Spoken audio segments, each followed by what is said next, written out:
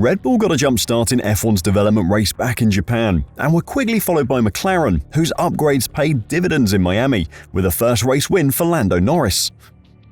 In Imola, it'll be Ferrari's turn to install a first huge package of the season and try to get themselves into the fight with Max Verstappen for race wins.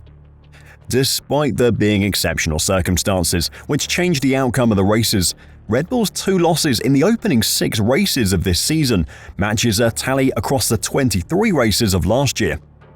It's too early to say they look vulnerable, but if Ferrari's upgrades do the job in Imola and Carlos Sainz can deploy his specialist Verstappen-beating powers, then it could be time to start considering a title battle.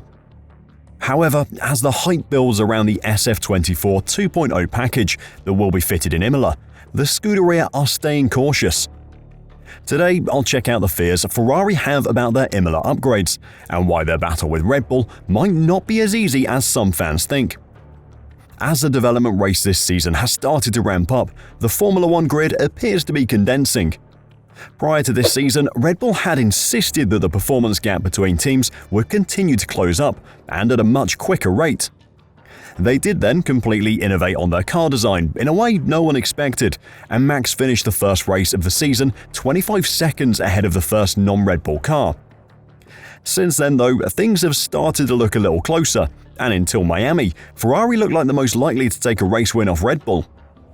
From the start of the 2023 season till the Miami Grand Prix, Carlos Sainz had been the only driver able to best Red Bull, but with a huge new package for the MCL38, McLaren proved that good development is the way to win F1 races. Formula 1's in-season development race has always been as important to winning titles as the car you start with.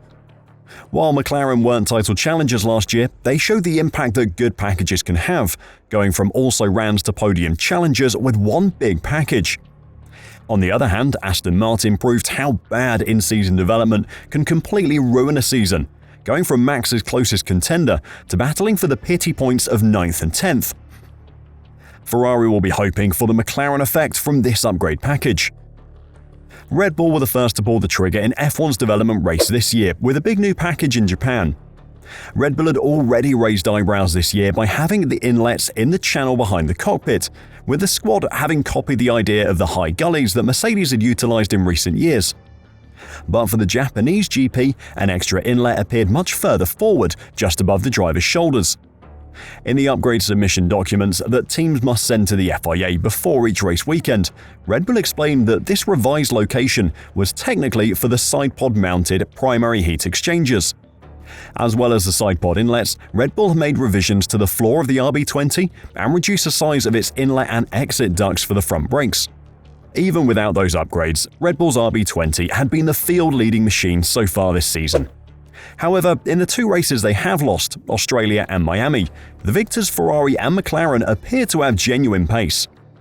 In the opening round in Bahrain, Max Verstappen grabbed pole position with a lap of 1 minute 29.179 seconds, albeit it was Charles Leclerc to record the absolute quickest qualifying lap in Q2, with a lap time that was 14 thousandths of a second faster than what the Dutchman managed in Q3. However, the pecking order has significantly changed for the race, with Red Bull able to keep the tyres in a very good window and shape, which meant that the gap was increased almost half a second per lap in favour of Red Bull. That is a big difference for Ferrari to try and overturn with their upcoming upgrades, and a reason for Ferrari's fears about their new package. In Australia, Carlos Sainz was Verstappen's closest challenger once again, but the Dutchman had a 2/10 margin over the Spaniard in qualifying. However, the practice sessions indicated that Ferrari might pose a bigger threat to Red Bull in race trim. Verstappen's early retirement from the race didn't allow Ferrari to confirm this perception, but Perez's lack of pace suggested that the Scuderia would have had a genuine chance of beating the reigning world champion team in Melbourne, even if Verstappen would have remained in contention.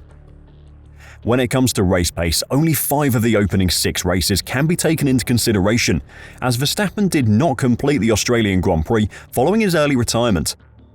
Disregarding the Melbourne round, the average race pace gap has been 0.442 seconds per lap between Red Bull and Ferrari. However, in Miami, the deficit was only 1/10 of a second, though Max's suspected floor damage may have played a part in that.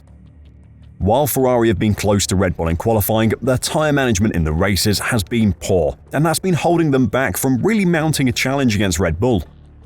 Fixing the tyre management issues with this new upgrade will allow them to mount a much greater challenge during the race, but the hype that is building around those upgrades has become a concern for Ferrari. The upgrade was revealed during a filming day at the Fiorano circuit last week and includes a brand new sidepod inlet, completely reworked floor and floor edge, and new wings as well. The hype surrounding the upgrade won't be helped by the fervent tifosi, who, as always, will turn up en masse in Imola with the expectation of a Ferrari win. Speaking after the race in Miami, Ferrari team principal Fred Vasseur insisted that he wasn't expecting a game-changing upgrade in terms of the season as a whole, but admitted the new parts have the potential to boost results in the short term. "I think we have put kind of some thought into the development of this current car, and when we're bringing something, it's never a mega upgrade," Vasseur said. It's also true that when in qualifying, you have 4 or 5 cars within 1/10. If you bring 1/10, it's a game changer for the weekend. As has been the case for most of the grid with the current generation of design regulations, putting the cars in a strong operating window has proved both a challenging and crucial element, and Vasseur believes acing setup is just as important as bringing upgrades. He added, "But a large part of the result is coming also from what we're doing with the drivers, the setup of the car during the weekend, the management of the tyres. We don't have to think only about upgrades and development, it's also the job that we're doing on track."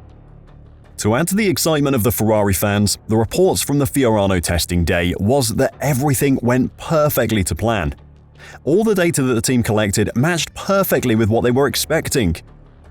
That means that all that design and testing work done in the wind tunnel and CFD models worked well, and there shouldn't be any nasty surprises at Imola. In the technical team led by Enrico Cardile, there has always been optimism about the upgrade and the development paths that it will open up. However, there always remains a certain fear in raising expectations, especially after some teams, such as Mercedes and Aston Martin, have made mistakes with upgrades in the last 12 months and have seen their performance decline relative to those around them. This is the fear of Ferrari. With Red Bull looking vulnerable for the first time in well over a year, the expectation is that with one good upgrade, Ferrari can match up to Red Bull like McLaren did in Miami. However, the team in Italy knows that that may not be the case. Despite the test results from the filming day in Fiorano looking promising, the mandated use of a Pirelli tyre that isn't in the race day range means that assessing Ferrari's biggest issue, the management of the tyres, is almost impossible. There is still every chance that they turn up to Imola, with all the hype around the upgrade and the tifosi screaming from the stands, and the new upgrade makes no difference to the tyre management, or in the worst case scenario, it actually becomes a step backwards, not forwards. For this reason, Ferrari are remaining cautious, and until Sunday evening, once the checkered flag has fallen, Fred Vasseur will continue to try and calm the hype down. What does this mean for the fans though? Well, go ahead and board the hype train, but mind the gap while doing so, because there's still a chance that Ferrari trips and falls. Do you think Ferrari can turn over their race pace deficit with the Imola upgrade? Or has the hype around this package gone too far? Let me know your thoughts in the comments down below, and until next time, drive safe and bye for now.